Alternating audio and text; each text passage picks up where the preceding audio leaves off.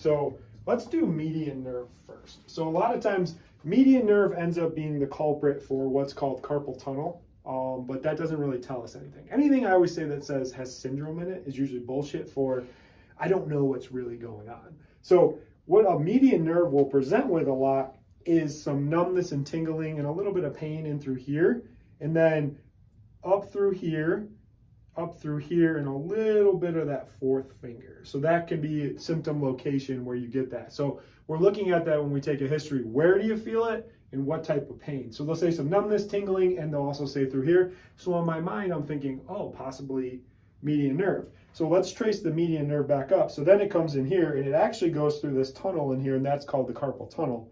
And where it makes its way up is right here through the medial part of the elbow and the arm.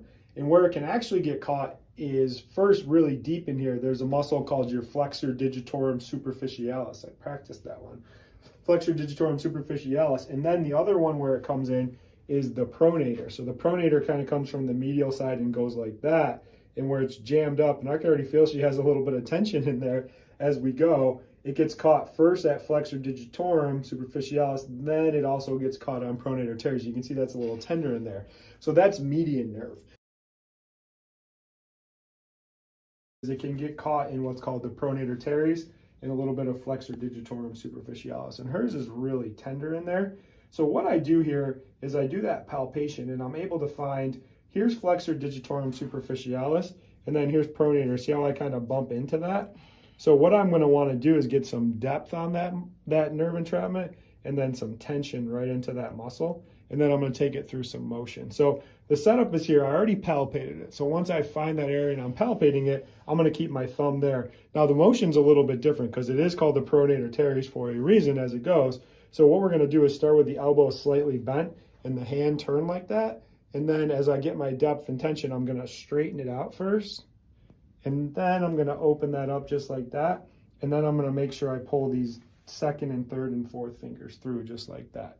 And the client is going to feel a lot of tension and pull. When there's a nerve entrapment in there, the muscle can't function how it's supposed to and can cause some issues. So now I find it, and we'll come in pretty close here so we can see it. So here's what I go. I go depth into the muscle, into the nerve, and then I tension right there.